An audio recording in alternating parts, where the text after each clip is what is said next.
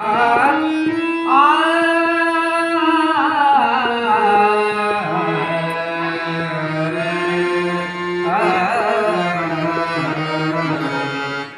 ಕೊಟ್ಟರೆ ಹೊನ್ನು ಸಿಗುತ್ತೈತೆ, ದುಡ್ಡು ಕೊಟ್ಟರೆ ಮಣ್ಣು ಸಿಗುತ್ತೈತೆ. ಹಡೆದ ತಾಯಿಯ ಕಳೆದುಕೊಂಡ ಮೇಲೆ ಮತ್ತೆ ಸಿಗುವಳೇನು, ಅಣ್ಣ ಮರಳಿ ಬರುವಳೇನು. ಹೊತ್ತು ದೇವರು ಇನ್ಯಾಕು, ಎತ್ತ ತಾಯಿ ಇದ್ದರೆ ಸಾಕು. ಹತ್ತು ಹತ್ತು ಹಾಲಿಟ್ಟ ತಾಯಿಯ ಋಣವ ತೀರಬೇಕು, ಅಣ್ಣ ಪೂಜೆ ಮಾಡಬೇಕು.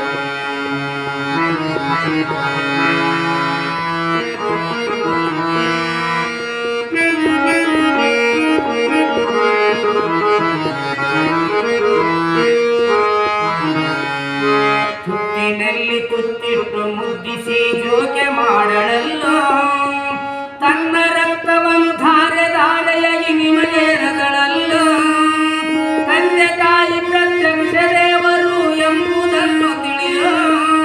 ತಾಯಿ ತಂದೆಯರ ಸೇವೆ ಮಾಡಿದರೆ ಕೈಲಾಸ ಇಲ್ಲೇತು, ಕೈಲಾಸ ಇಲ್ಲೇತು.